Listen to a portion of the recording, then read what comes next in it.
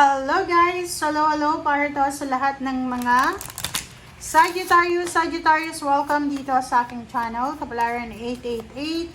Welcome guys! Alamin natin kung anong messages, vibration, gabay, energy para sa lahat ng Sagittarius.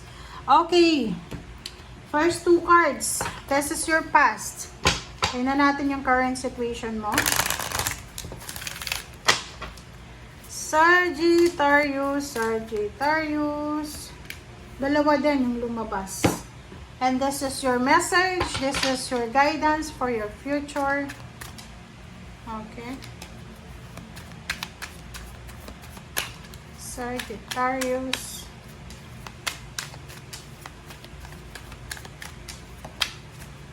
Alright. Okay. Cycle 6, help from above. Okay. Sinasabi ng bara sa'yo dito na yung past mo dito, maybe 6 years ago, 6 months ago, siguro marami kang, kumbaga, pinagdaanan na obstacles and challenges na, kumbaga, na overcome mo siya because of help from above. From God, or from the universe, or from your spiritual helpers, or from your guides. And this current situation naman ay sinasabi na full moon in Scorpio, breathe through the tension. Sagittarius to full moon in Sagittarius. This is your energy, see the bigger picture. Okay, tingnan mo. Tingnan natin yung baraha mo. Di ba sinasabi mo dito, sinasabi ng baraha dito na may 6 cycles. Kumbaga, paulit-ulit. Maybe for the last 6 years, maybe this is relationship. Maybe paulit-ulit na problema. 'Di ba? Sorry guys. Oh, sorry. 'Di ba? Okay. Ano ba 'yan? So Sagittarius, maybe paulit-ulit siya, 6 years, 6 months. Ano ba 'yan? Kasi 6 siya eh. Kailangan ng balanse. So like sa relationship, maybe may relationship ka, may asawa, may live-in partner, or kung ano man ang relationship mo, boyfriend, girlfriend, away bate, walang balanse. Kahit walang rason para mag-away, nag-aaway. Sa trabaho, ganun din. Like, magre-resign, hahanap ulit, magre-resign, hahanap ulit, magtatambay ulit, parang ganun. So, sinasabi ng bara sa'yo dito na nakasurvive ka sa 6 years na yan or sa 6 times cycle na yan because of your faith sa Panginoon. Diba? Kasi maraming mga pagkakataon na parang akala mo wala nang mangyayari pero may nangyari ulit. So yung current situation mo, sinasabi na if you are experiencing problem, tension, stress, kailangan mong maghanap ng rason para ma-relax ka. Kumbaga, you need to relax, let go of the stress,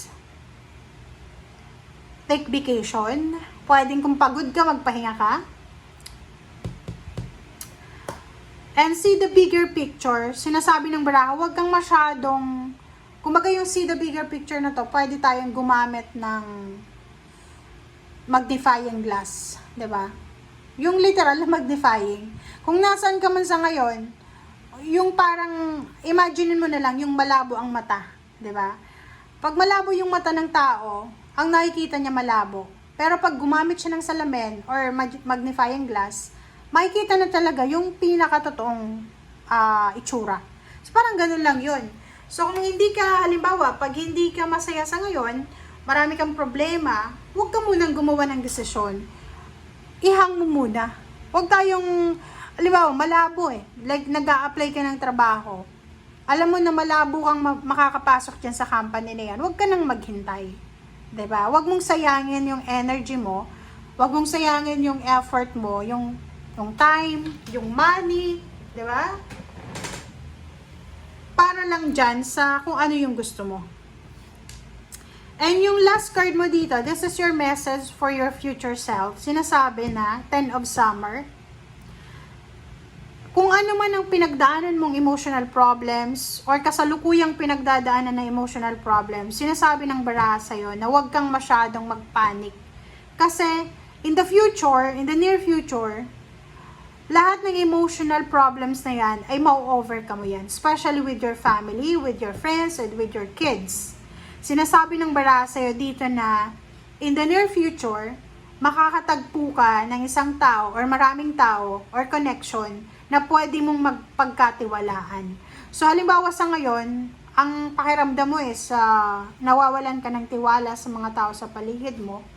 Hayaan mo lang, 'di ba? Ganun talaga eh. Ganun talaga. Minsan na natutsyempo lang, timing lang talaga na lahat ng tao na makakasalamuha mo, talagang malatraidor yung ugali. But, sinasabi ng baraha nga sa'yo na yun, may pagkakataon sa future na makatagpo ka talaga. It's either relationship, it's either mentor, trabaho, negosyo, or connection na talagang makakatulong sa'yo. Okay, the World card, Knight of Pentacles and Judgment. So, sinasabi ng baraha sa'yo dito na doon sa mga Sagittarius na nagdadalawang isip, yung parang natatakot ka na mag-leap of faith or mag-try ng bago. Etong the World card, tsaka Knight of Pentacles, tsaka Judgment, sinasabi na posibleng may mag-offer sa'yo ng international job. Ang pinaka mabilis na offer, diba, yung sa Middle East. Like, I know a place dyan sa Middle East. Sa Abu Dhabi ba yon? Yung Baraka.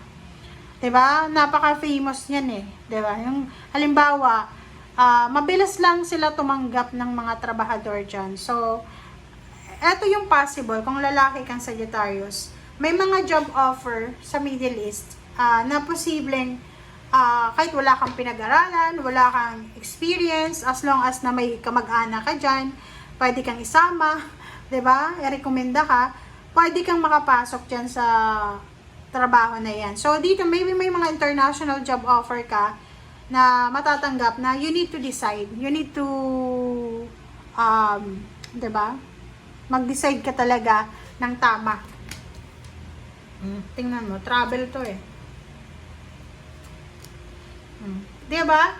So, this is confirmation, guys. This is confirmation. So, sinasabi ng baraha sa'yo dito sa Sagittarius na isang travel plans or isang travel, isang relocation, isang movement, ang posibleng because of job, diba?